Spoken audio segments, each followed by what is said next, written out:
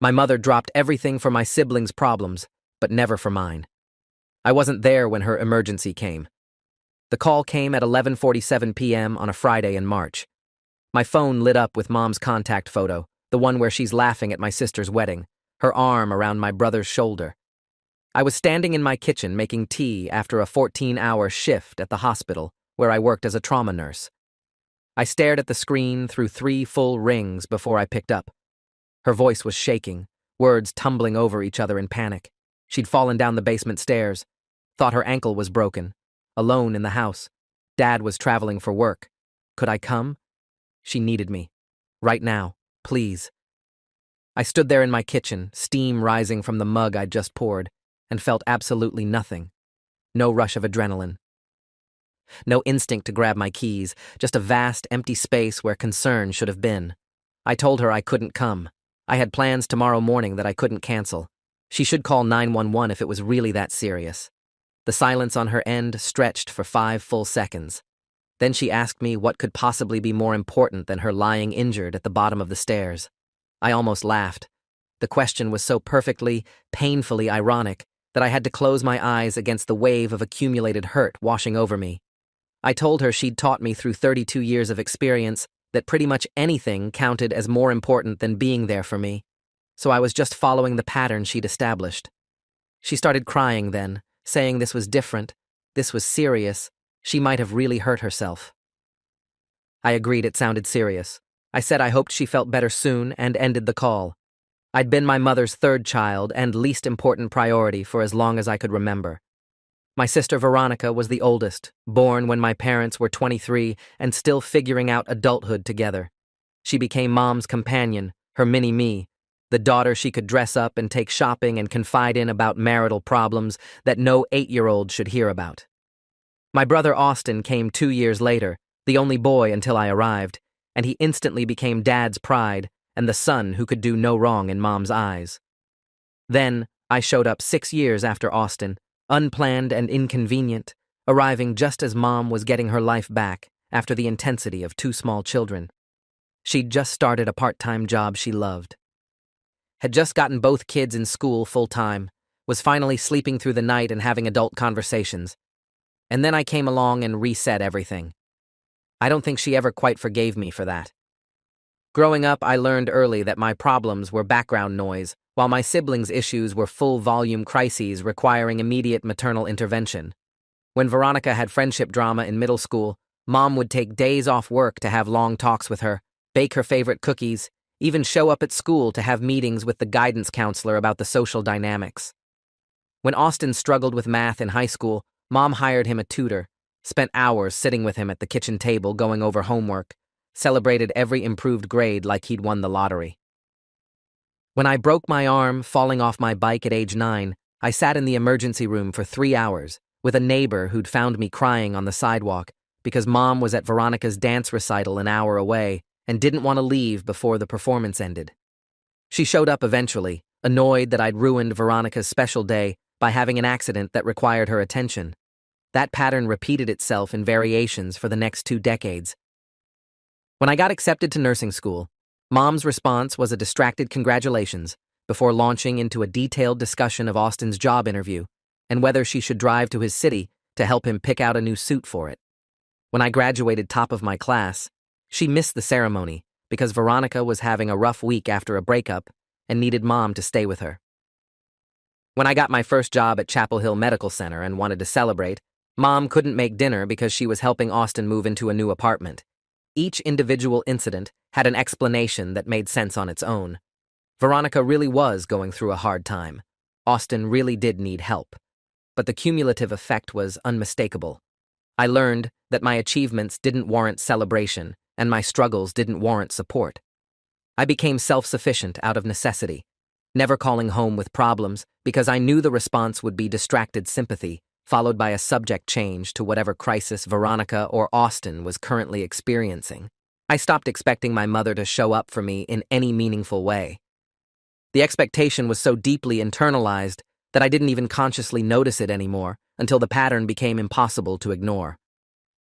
That shift happened about 3 years ago when I started seeing Dr. Linda Brennan, a therapist specializing in family systems and childhood emotional neglect. I'd initially gone to her for help managing work stress, but within 3 sessions, she'd identified the core issue wasn't my job. It was my family dynamics and the deep wound of never being prioritized by the parent who should have loved me unconditionally. Dr. Brennan asked me during our 4th session to describe the last time my mother had dropped everything to help me with something. I sat in her office, sun streaming through the windows, and genuinely couldn't think of a single example. Not one time in 32 years where my crisis had taken precedence over my siblings' needs or even over my mother's own convenience. Dr. Brennan asked if I'd ever directly told my mother how her favoritism affected me. I said I'd tried a few times when I was younger, but she'd always dismissed it as me being overly sensitive or jealous of my siblings. She'd say she loved all her children equally, and I was imagining preferential treatment. She'd point out all the things she did for me, conveniently ignoring that those things were the bare minimum, obligations she'd do while enthusiastically going above and beyond for Veronica and Austin. Dr. Brennan suggested I start documenting the pattern, not to build a case against my mother, but to validate my own reality. She said children of emotionally neglectful parents often gaslight themselves into thinking the neglect wasn't that bad, minimizing their own hurt to maintain the relationship. The documentation would serve as objective proof that my feelings were based in consistent behavioral patterns, not imagination or oversensitivity. I started keeping notes on my phone, just brief entries marking times when the preferential treatment was obvious. Within 2 months, I had 43 documented incidents. By 6 months, I'd stopped counting because the pattern was so clear and repetitive that continuing to document it felt masochistic. The entries read like a catalog of casual dismissal.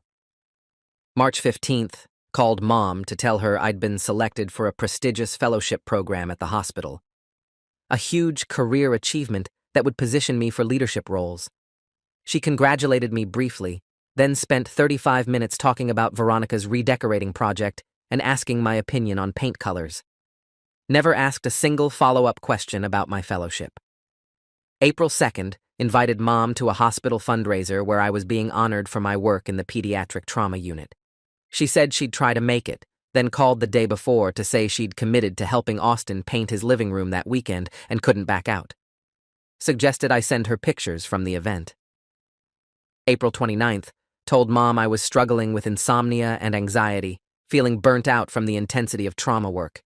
She suggested I try meditation and cutting back on coffee, then pivoted to discussing Veronica's promotion and how proud she was. May 18th, asked Mom if she could come stay with me for a few days after I had minor surgery to remove a cyst. She said Austin's girlfriend was having a birthday party that weekend and she'd already offered to help with setup and catering. Suggested I hire a home health aide if I needed assistance. The pattern was so consistent it became almost predictable.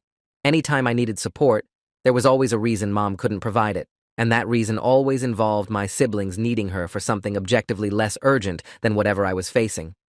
Dr. Brennan called it differential investment, a pattern where parents unconsciously or consciously allocate their emotional resources unevenly among children, creating a hierarchy of importance. I was at the bottom of that hierarchy and had been my entire life.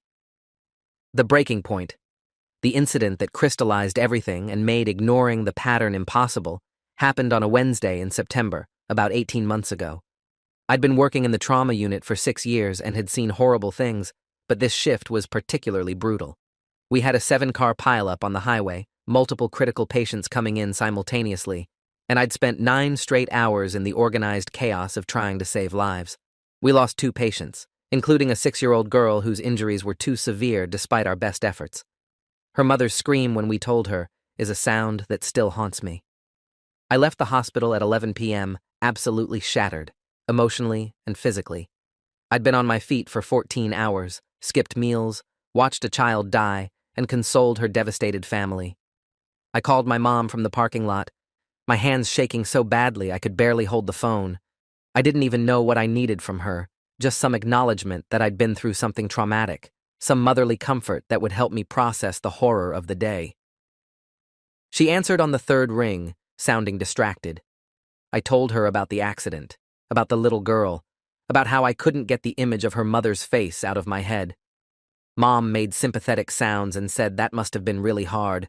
Then there was a pause, and she said she actually couldn't talk long because she was at Veronica's house helping her organize a baby shower for her best friend. The shower was in 2 days, and there was still so much to do.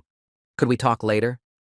I sat in my car in that parking lot, streetlights casting orange shadows, and something fundamental broke inside me. My mother was helping my sister organize a party for someone else's baby while I was falling apart after watching a child die. The juxtaposition was so stark, so perfectly emblematic of our entire relationship, that I couldn't rationalize it away anymore. I couldn't tell myself I was being too sensitive, or that Mom was just busy. This was who she was. This was who she'd always been. Someone who showed up enthusiastically for my siblings' peripheral concerns while treating my genuine trauma as an inconvenience that interrupted her real priorities.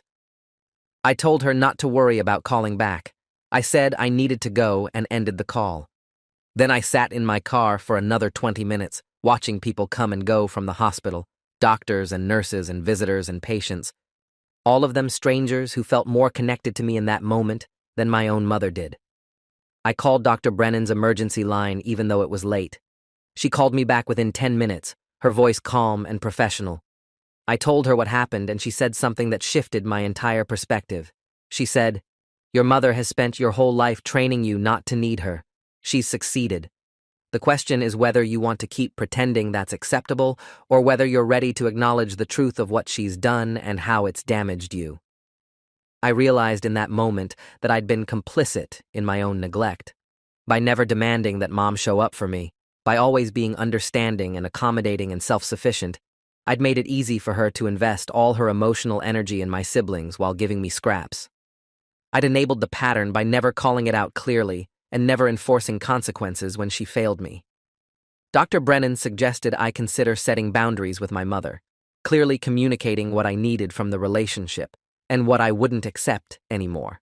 She warned me that boundary setting with parents who've established long patterns of emotional neglect rarely goes well, that they often respond with defensiveness, guilt-tripping, or outright dismissal. But she said the alternative was continuing to participate in a relationship that hurt me while pretending everything was fine. I decided to try one more time to make my mother understand, to give her the opportunity to acknowledge what she'd been doing and commit to changing. I drafted an email because I knew if I tried to have this conversation verbally, she'd interrupt, deflect, and turn it into a discussion of my oversensitivity rather than her behavior. The email was 4 pages long. I detailed specific incidents spanning 20 years, not to attack her, but to show the pattern clearly.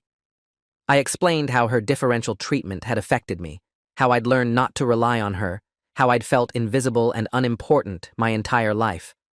I acknowledged that I didn't think she was doing this maliciously, that it might be unconscious favoritism, but that the impact on me was real, regardless of intent.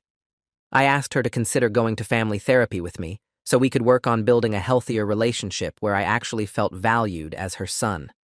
I sent the email on a Sunday night and spent the next 3 days checking my phone obsessively, waiting for her response.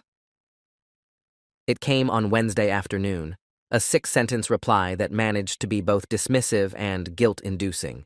She said she was sorry I felt that way, but she'd always loved all her children equally and done her best. She said it hurt her that I was accusing her of being a bad mother when she'd sacrificed so much to raise 3 kids. She said maybe I should focus more on being grateful for what I had instead of keeping score of perceived slights. She declined the therapy suggestion, saying she didn't need professional help to understand her own family. And that was it. No acknowledgement of specific incidents. No curiosity about my perspective. No willingness to examine her behavior. Just denial and deflection and a subtle suggestion that I was the problem for noticing the pattern she'd established. I showed Dr. Brennan the email exchange in our next session. She read both my message and Mom's response carefully, then looked up at me with an expression that was equal parts sympathy and professional assessment. She said my mother's response was textbook defensive avoidance from a parent confronted with uncomfortable truths about their parenting. She said the fact that Mom had reduced my detailed, vulnerable accounting of decades of hurt to accusations of her being a bad mother showed how unwilling she was to actually hear what I was saying. Dr. Brennan asked what I wanted to do with this information. I said I didn't know. Cutting off contact with my mother felt too extreme, but continuing to invest in a relationship where I'd never be a priority felt masochistic.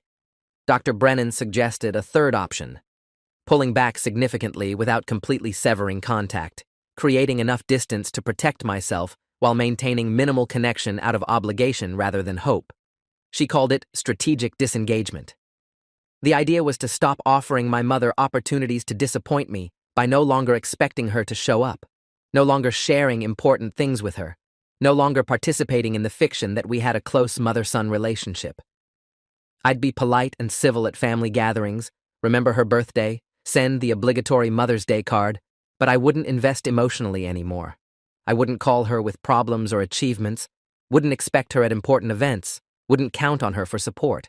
I'd treat her the way you'd treat a distant relative you see occasionally out of obligation, friendly, but not intimate. It sounded cold when Dr. Brennan described it, but it also sounded like relief. The constant cycle of hope and disappointment was exhausting, and the idea of simply opting out of that cycle felt like setting down a heavy weight I'd been carrying for 3 decades. I implemented the strategic disengagement gradually over the following months. I stopped calling Mom except to return her calls, and even then, I kept conversations brief and surface level. When she'd ask how I was doing, I'd say fine, and pivot to asking about her or the family. When she'd mention Veronica or Austin's latest drama, I'd make appropriate sympathetic sounds without offering any comparable information about my own life. I stopped inviting her to things, stopped expecting her presence at anything important. When I got a major promotion at the hospital to Director of Trauma Services, I didn't tell her. She found out 3 weeks later through Veronica, who'd heard it from a mutual family friend. Mom called me sounding hurt, asking why I hadn't shared such big news. I said I'd been busy and it hadn't come up in our conversations. She said she would have loved to celebrate with me. I said that was nice of her to say. The conversation ended awkwardly, and I felt nothing but a mild satisfaction that she'd experienced a fraction of the exclusion I'd felt my entire life. Around the same time, I started building a life where my mother's absence didn't leave a gap. I invested more in friendships, particularly with my colleague and close friend Jerome Whitfield, who'd become something of a brother figure. Jerome was a physician in the ER who'd worked with me for 4 years. He'd noticed my family dynamics during a hospital holiday party, where my mother had spent the entire event talking to other people about Veronica's pregnancy while barely acknowledging my presence as the actual hospital employee who'd invited her. Jerome had pulled me aside after and asked if my family always treated me like furniture. The blunt question had startled me, but his directness was refreshing. We'd become close after that, and he'd been invaluable in helping me process the family stuff with the kind of honest feedback that didn't pull punches. Jerome's approach to my mother's situation was simpler than Dr. Brennan's therapeutic framework. He said my mom was a narcissist who'd picked favorites among her kids, and I'd lost that lottery. He said I could spend years trying to get her to acknowledge it, or I could accept that she was incapable of seeing her own behavior and move on. He suggested I think of her the way I'd think of a patient with a condition that couldn't be cured, manage the symptoms, but don't expect recovery. The medical metaphor worked for me. I started thinking of my mother's favoritism as a chronic condition that was part of who she was, not something I could fix through better communication or changed behavior on my part. The shift in mindset helped. I stopped feeling hurt when she chose my siblings over me because I'd stopped expecting anything different. When she missed my 30th birthday dinner because Austin needed help moving furniture, I felt annoyed at the inconvenience of having to adjust the reservation, but not devastated by her absence. When she forgot to call on my birthday the following year because she was busy planning Veronica's baby shower, I noticed it, but didn't particularly care. The emotional detachment I'd cultivated was working. I was protecting myself by simply no longer being invested in whether my mother showed up for me. The question I couldn't answer was whether this counted as healing or just successful avoidance. Dr. Brennan said both could be true simultaneously, that sometimes protecting yourself from ongoing harm was the healthiest choice, even if it meant accepting a sad reality about your family. She said I was grieving the mother I'd needed and never had, and that grief could coexist with the practical decision to stop seeking something from someone incapable of providing it. The real test of my strategic disengagement came about 8 months ago when I had a serious health scare. I'd been experiencing severe abdominal pain for weeks, initially dismissing it as stress or bad diet. When it got bad enough that I couldn't work through it, I finally went to my primary care physician, Dr. Angela Foster, who'd been my doctor for 6 years. She ordered a CT scan and found a mass on my pancreas that needed immediate investigation. The radiologist flagged it as concerning for malignancy, which in medical terms meant they thought it might be cancer. Dr. Foster referred me to an oncologist and a surgeon for urgent consultations. The time frame between finding the mass and getting biopsy results was 2 weeks of absolute terror. Pancreatic cancer has one of the worst prognoses of any cancer. If that's what this was, my survival odds were grim. I was 32 years old and potentially facing a death sentence. Jerome came with me to every appointment, taking notes, asking questions, making sure I understood all the medical information being thrown at me. He cleared his schedule to be available whenever I needed him, and his presence was the only thing that kept me from completely falling apart during those 2 weeks. I didn't tell my mother. Not because I was punishing her or making a point, but because I genuinely didn't think of her as someone who would provide useful support during a crisis. The strategic disengagement had worked so well that she'd simply stopped being a person I turned to when I needed help. Jerome asked me several times if I was sure I didn't want to tell her, saying that whatever our issues, this was serious enough that she deserved to know. I said she'd find out if the biopsy came back positive and I actually had cancer. Until then, I didn't see the point in involving her just so she could offer distracted sympathy before returning to whatever Veronica or Austin needed from her. The biopsy came back benign. The mass was a rare type of non-cancerous growth that still required surgical removal but wasn't going to kill me. The relief was overwhelming, though the surgery itself was still major, requiring a partial pancreatectomy and several weeks of recovery.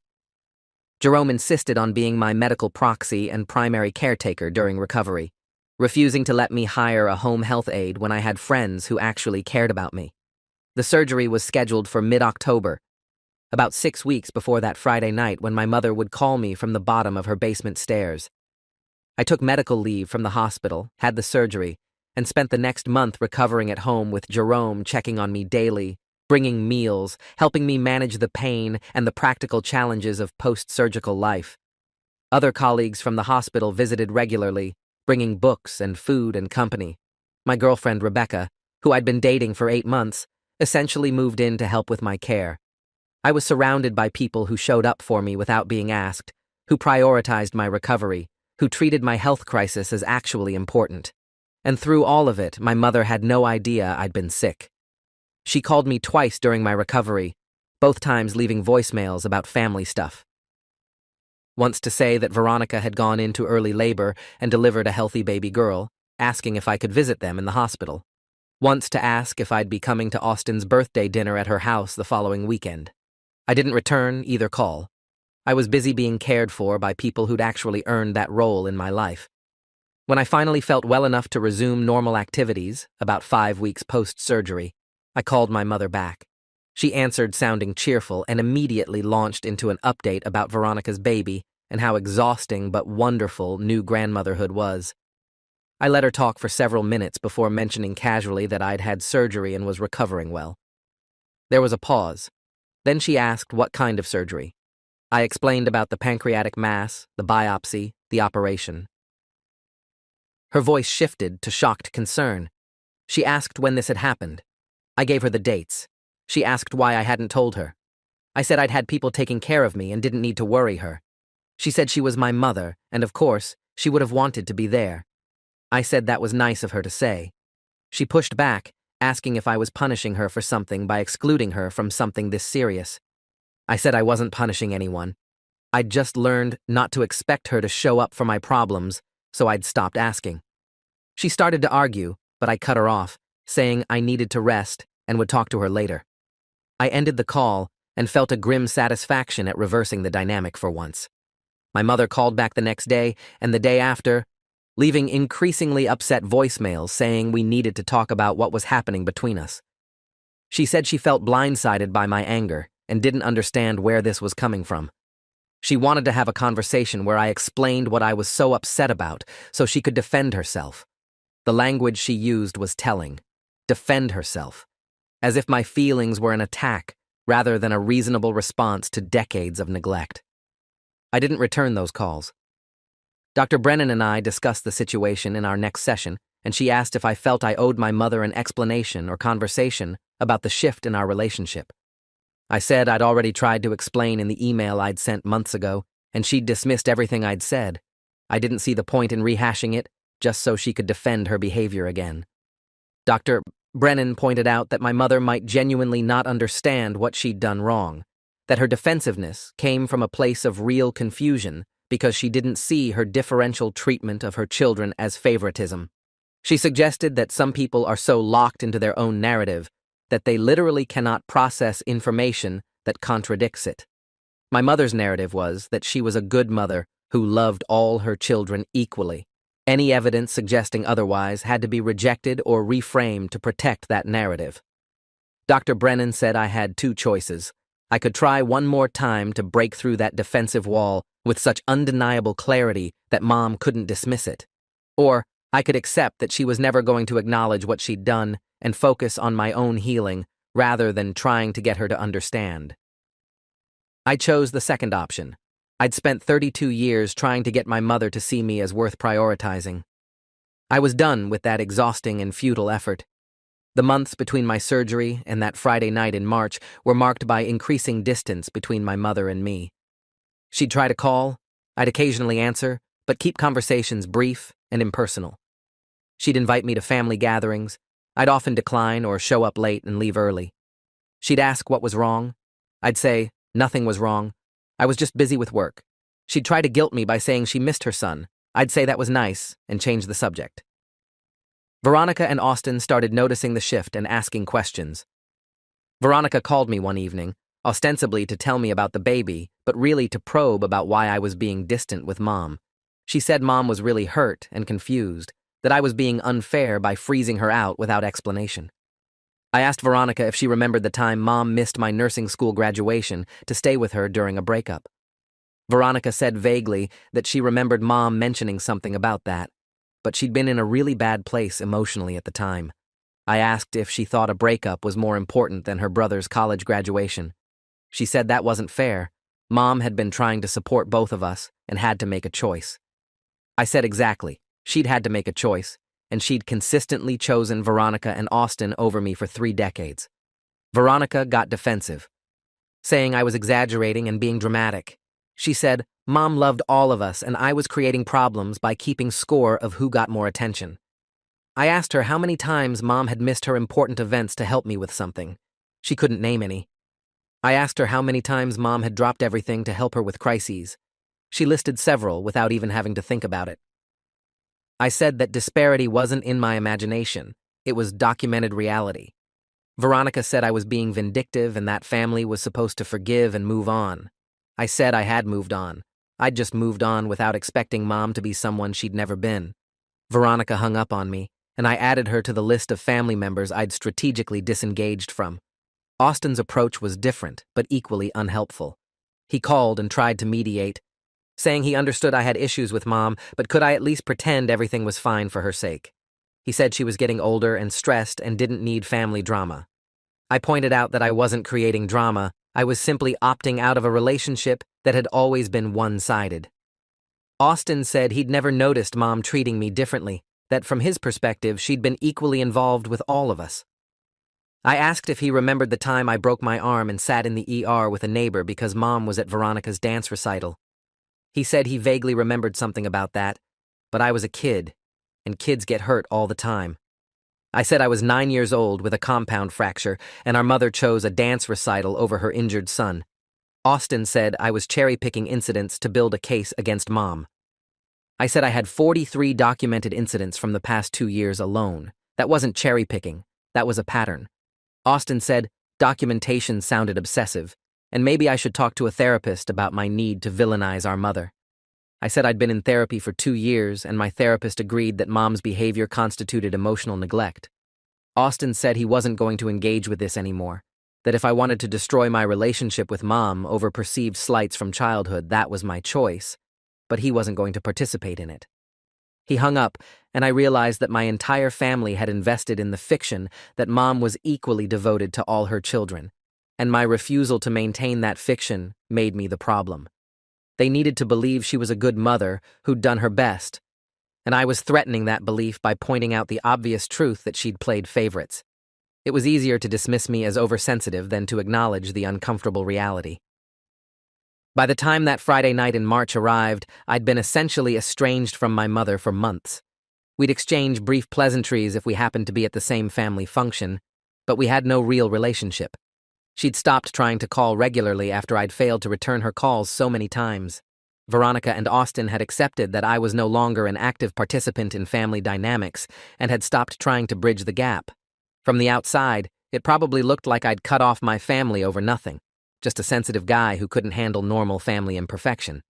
But from the inside, it felt like I'd finally stopped participating in a system designed to keep me in a subordinate position. I'd finally stopped seeking crumbs of maternal attention from someone constitutionally incapable of giving me the full meal my siblings received. The night she called from the basement, I was genuinely unprepared for the conversation. I'd spent months training myself not to respond to her, not to feel obligated to help her, not to drop everything the way she'd always expected me to drop everything for her convenience. So when she called injured and alone and needing me, my first instinct wasn't compassion. It was cold recognition of the irony. For the first time in 32 years, she needed me to show up for her genuine emergency, and I chose not to, the same way she'd chosen not to show up for mine countless times. After I ended that call, I stood in my kitchen finishing my tea, expecting to feel guilty or conflicted. Instead, I felt calm, resolved, like I'd finally enforced a boundary that should have been established decades ago. My phone started ringing again almost immediately. First my mother calling back, which I didn't answer, then Veronica calling, which I also ignored, then Austin, then a number I didn't recognize, which turned out to be my father calling from his business trip after my mother had managed to reach him in a panic. I answered Dad's call on the fourth ring. He sounded stressed, asking if I'd talk to Mom. I said briefly, yes. He said she'd told him I'd refused to help her after she'd fallen down the stairs and injured herself. Was that true? I said yes, that was accurate. There was a pause. And then Dad asked, what the hell was wrong with me? His voice had the edge it got when he was genuinely angry, which was rare. I explained calmly that Mom had established a 32-year pattern of not being available for my emergencies, so I was simply following the precedent she'd set. Dad said this wasn't the time for whatever grudge I was holding, that Mom was hurt and alone, and I needed to get over there immediately. I said she should call 911 if it was serious enough to require immediate help. Dad said he couldn't believe I was being this petty and vindictive, that this wasn't how he'd raised me. I pointed out that he'd been largely absent for most of my childhood, working long hours and traveling for business, so he didn't have much standing to comment on how I'd been raised or how the family dynamics had played out. He said that was a low blow and I was acting like a spoiled child. I said I was acting exactly how Mom had taught me to act, prioritizing my own convenience over someone else's emergency. If that seemed wrong to him, maybe he should examine why it had been acceptable when she did it to me, but unacceptable when I did it to her. Dad said he didn't have time for this psychological analysis. He was booking the next flight home, but it would be 4 hours minimum before he could get there. He needed me to go check on Mom right now. I said no.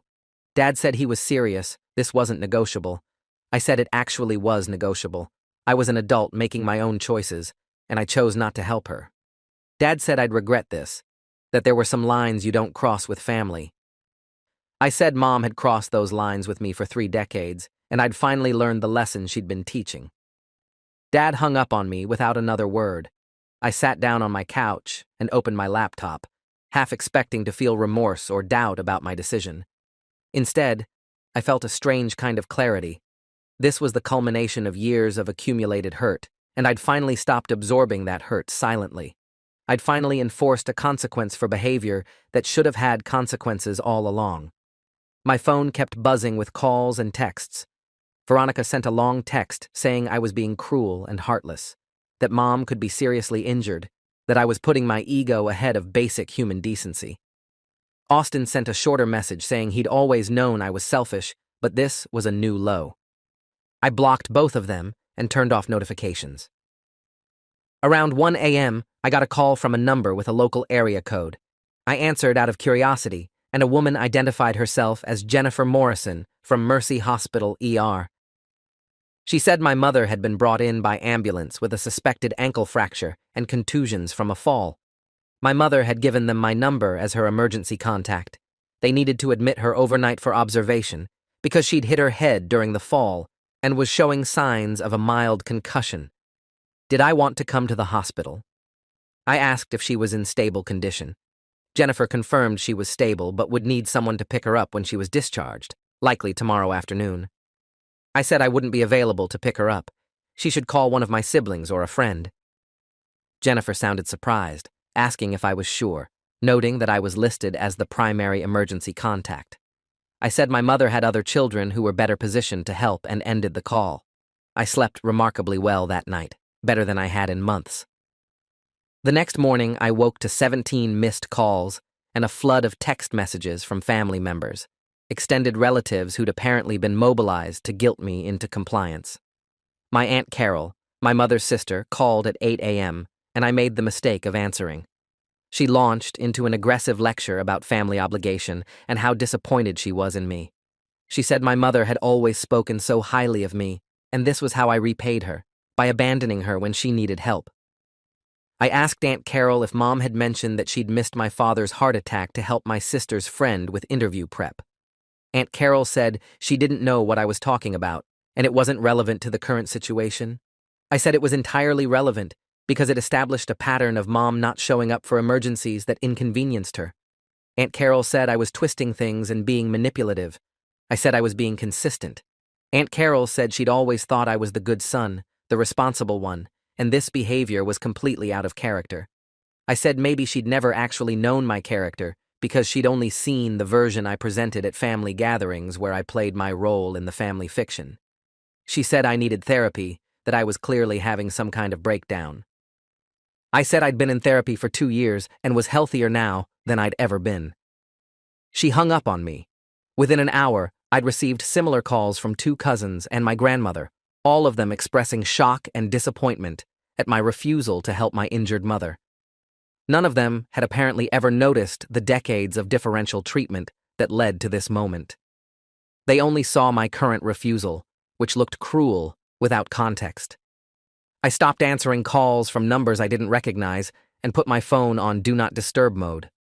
The isolation felt good. I spent the day cleaning my apartment, meal prepping for the week, going to the gym. Normal Saturday activities, uninterrupted by family drama. Sunday morning, Veronica showed up at my apartment unannounced. I saw her through the peephole and considered not opening the door, but curiosity won out. She looked exhausted, bags under her eyes, her hair in a messy ponytail. She pushed past me into the apartment without waiting for an invitation and turned to face me with her arms crossed. She said Mom was being discharged in 2 hours and Dad was stuck in Dallas due to weather delays. His flight kept getting pushed back. Austin was out of state for a work conference. That meant Veronica had to pick Mom up and help her get settled at home, and she had a 6-month-old baby at home with her husband who had to work this afternoon. She needed me to either pick up Mom or come watch the baby while she dealt with Mom. I said I wasn't available for either task. Veronica said I was being ridiculous and selfish. I said I was being consistent with the family values Mom had modeled my entire life. Veronica said she didn't have time for my victim complex, that Mom had done her best raising 3 kids, and I needed to get over whatever perceived slights I was holding on to. I asked Veronica point blank if she honestly thought Mom had treated all of us equally. She hesitated, and in that hesitation I saw that she knew the truth. She'd always known. She said slowly that Mom had connected with her more easily because they had similar personalities, and that Mom and Austin had bonded over his sports and activities, but that didn't mean Mom loved me less. I asked if love without action meant anything. If Mom loved me but never showed up for me, never prioritized my needs, never made me feel important, what did that love actually consist of? Veronica said she didn't know how to answer that. I said exactly because there wasn't a good answer. Mom's love for me was theoretical, something she claimed to feel, but never demonstrated. Veronica said this conversation wasn't solving the immediate problem of who was picking up Mom. I said that was Veronica's problem to solve, not mine. She left without another word. Later that afternoon, I got a text from Austin saying that Veronica had picked up Mom and gotten her settled at home. Mom had a severe ankle sprain, not a fracture, and a mild concussion. She'd be on crutches for a few weeks and needed help with daily activities. The family had decided to rotate staying with her until Dad got back, which should be Monday evening.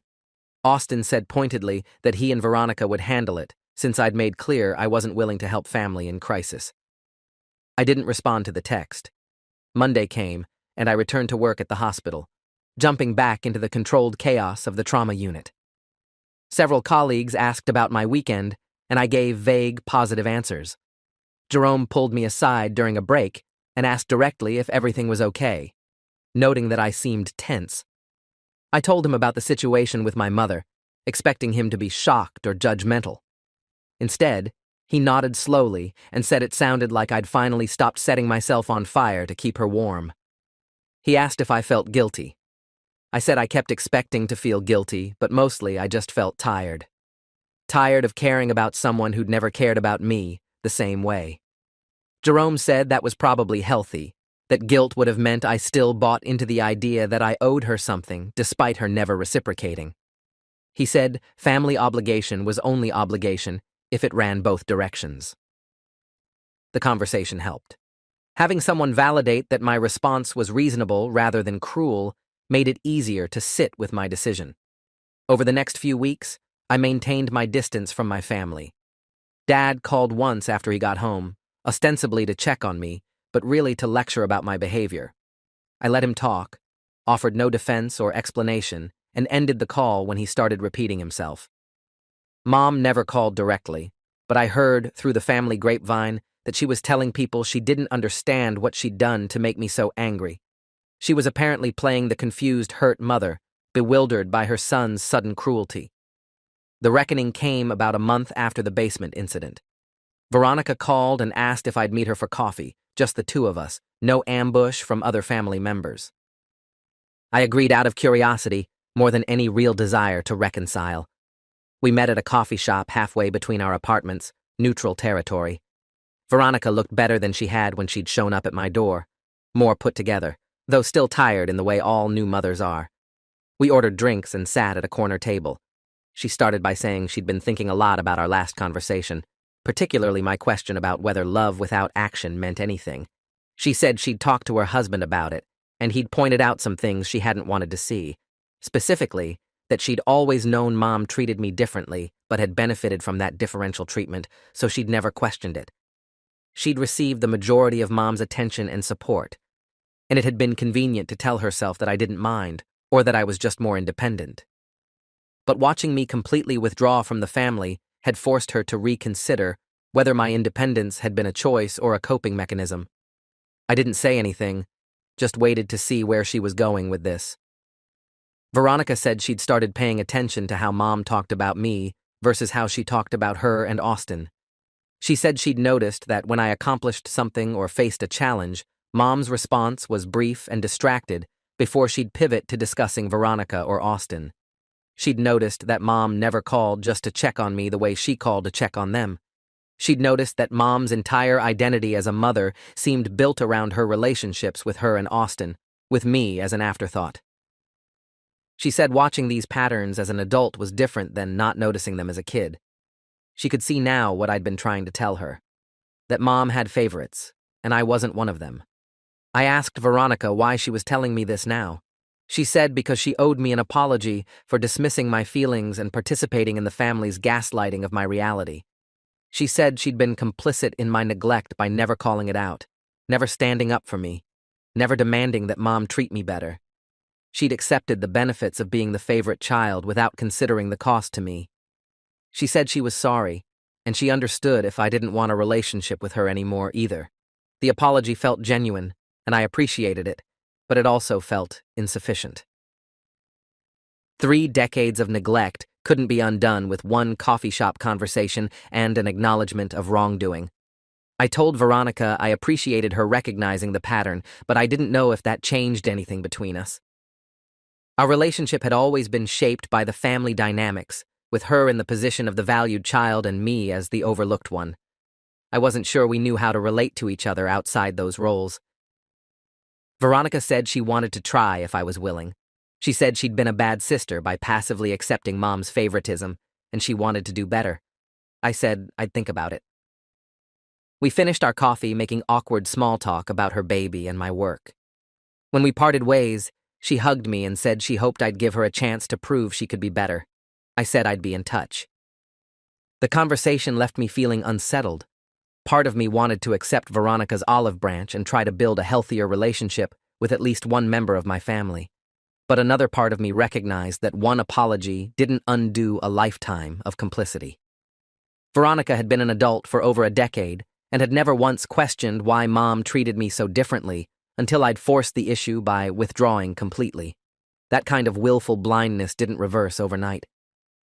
About 2 weeks after my conversation with Veronica, I got an unexpected call from Dr. Brennan asking if I could come in for an emergency session. I'd been seeing her weekly for over 2 years, and she'd never requested an emergency session before, so I cleared my schedule and went to her office that afternoon. She was waiting with a serious expression and a file folder on her desk. She said she'd received a call that morning from my mother, who'd somehow found her contact information and wanted to schedule a session to discuss me. Dr. Brennan had declined, citing client confidentiality, but my mother had been insistent, saying she was desperate to understand what she'd done wrong and how to fix her relationship with her son. Dr. Brennan said she'd explained that she couldn't discuss me with anyone without my explicit permission, but Mom had asked if she'd at least relay a message. Against her better judgment, Dr. Brennan had agreed to share that my mother wanted to attend family therapy if I'd be willing, that she recognized there were problems in our relationship, even if she didn't fully understand them, and that she missed me. Dr. Brennan asked what I wanted to do with this information. I said I wasn't interested in family therapy with my mother. Dr. Brennan asked why. I said, because I'd already tried to communicate clearly about the problems in our relationship through that email months ago, and she'd dismissed everything. Family therapy would just be another forum for her to defend herself and avoid accountability. Dr. Brennan pointed out that people can change, that Mom reaching out showed some level of awareness that there was a problem even if she didn't fully grasp what it was. She asked if I was willing to consider the possibility that Mom might be capable of growth if given the right support and structure. I said honestly I didn't care whether she was capable of growth. I'd spent 32 years hoping she'd change, and she'd consistently proven she wouldn't. I was done hoping. I'd rather have no relationship than continue the exhausting cycle of hope and disappointment. Dr. Brennan looked at me thoughtfully and said something that hit hard. She said it sounded like I'd given up on my mother entirely, which was my right and might even be the healthiest choice. But she wanted me to consider whether I'd given up because I genuinely didn't care about having a relationship with her, or because I was protecting myself from caring by preemptively cutting off any possibility of reconciliation. She said the two motivations looked similar on the surface, but came from very different places emotionally. If I didn't care, then walking away was clean and complete. But if I was protecting myself from caring, then I was still controlled by the relationship, even in its absence. The distinction mattered because one led to peace and the other led to ongoing internal conflict. I sat with that question for several days. Did I genuinely not want a relationship with my mother, or was I just protecting myself from wanting something I'd never get? The answer was complicated. There was a part of me that would always want the mother I'd needed, the one who showed up enthusiastically for my achievements and supported me through crises. But that mother didn't exist and never had. The actual mother I had was someone who loved me in abstract, but not in practice, who'd consistently chosen my siblings over me, who'd dismissed my hurt when confronted with it. I didn't want a relationship with that person, but I grieved the relationship I'd never have with the mother I'd needed. The grief and the disinterest coexisted, and I realized I needed to accept both as valid. I could mourn what I'd never had while also choosing to stop pursuing it. Dr. Brennan said that sounded like a healthy integration of competing feelings. She asked if I wanted to send any message back to my mother through her. I thought about it, and said yes. I wanted Dr. Brennan to tell my mother that I appreciated her reaching out, but I wasn't interested in family therapy or in rebuilding our relationship at this time. I needed space to focus on my own healing without the added pressure of managing her feelings about our relationship. If she genuinely wanted to understand what she'd done wrong, she could reread the email I'd sent her months ago with fresh eyes and actual openness to hearing difficult truths. If she did that work on her own, maybe someday in the future, we could revisit the idea of limited contact. But for now, I needed distance. Dr. Brennan said she'd relay that message and respect whatever boundaries I chose to set. I never heard whether Dr. Brennan delivered that message or how my mother responded to it. The silence itself felt like an answer. If Mom had been genuinely committed to understanding and change, she would have found a way to communicate that to me directly. The fact that she didn't suggested that her outreach to my therapist had been performative, a way to tell herself and others that she'd tried to fix things when I was the one being unreasonable. The interpretation was cynical, but it was supported by 32 years of evidence about who she was and how she operated. Life continued without my family in it. I threw myself into work, got promoted again to associate director of the entire emergency department. My relationship with Rebecca deepened, and we moved in together. Jerome and I started teaching a trauma response course for nursing students at the university. I built a full, meaningful life with people who actually showed up for me, who prioritized me the way I prioritized them, who treated relationships as reciprocal rather than one-directional. The absence of my mother and siblings left a hole, but it was the kind of hole you feel when you remove something toxic, painful in the short term, but healing in the long term. I thought about my mother sometimes, wondered how she was doing, whether she'd ever actually processed what I'd tried to tell her. But I didn't reach out, and she didn't either. The silence between us became permanent. And I made peace with that permanence. 6 months after that night, when she'd called from the bottom of the stairs, I saw her at my cousin's wedding. It was unavoidable. We were both invited, and I couldn't reasonably skip it. She was there with Dad, Veronica, Austin, and Veronica's baby. She looked older, grayer, moving carefully on the ankle she'd injured. When she saw me, her face lit up with hope, and she started to approach. I turned and walked in the other direction, finding sanctuary with Rebecca and Jerome, who'd come as my guests. I watched from across the reception as Mom's face fell, as she said something to Dad, who looked over at me with an expression I couldn't read. She didn't try to approach again. At one point, Veronica came over and asked if I'd at least say hello to Mom, that it was cruel to be at the same event and completely ignore her. I said Mom had spent my entire childhood ignoring my needs while being fully present for hers and Austin's. One wedding where I didn't engage with her was hardly comparable. Veronica looked hurt, but didn't argue. Later, Austin cornered me by the bar and said I was being childish and punishing Mom for things she didn't even realize she'd done. I asked him if ignorance absolved someone of responsibility for harm they'd caused. He said family was supposed to forgive.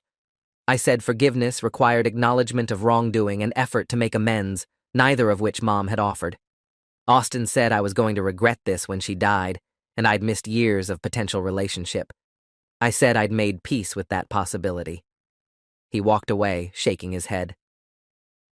The wedding ended, and I went home feeling validated in my choice. Seeing my mother and siblings in person had confirmed that nothing had changed. They still saw me as the problem, the one creating conflict by refusing to pretend everything was fine. They still didn't understand or acknowledge the pattern that had brought us to this point. The lack of understanding wasn't surprising, but it was clarifying. It reminded me why distance was necessary and healthy. A few weeks after the wedding, my father called. I almost didn't answer, but something made me pick up. He sounded tired, older than I remembered. He said he'd been thinking a lot about our family situation and wanted to talk without judgment or pressure. I said I was willing to listen. Dad said he'd spent the past months watching Mom struggle with my absence, watching her try to understand what went wrong. He said he'd also spent time reflecting on his own role in the family dynamics, on how his frequent absences for work had left Mom as the primary parent and him unaware of how she'd actually parented us differently. He said he'd started asking Veronica and Austin specific questions about their childhoods and comparing their experiences to what he remembered of mine. The patterns I'd described started becoming visible to him. He said he owed me an apology for not seeing it sooner and for dismissing my feelings when Mom had called from the basement. I appreciated the apology, but asked what had prompted this reflection. Dad said honestly it was watching Mom deteriorate emotionally, seeing her grapple with the reality that one of her children wanted nothing to do with her.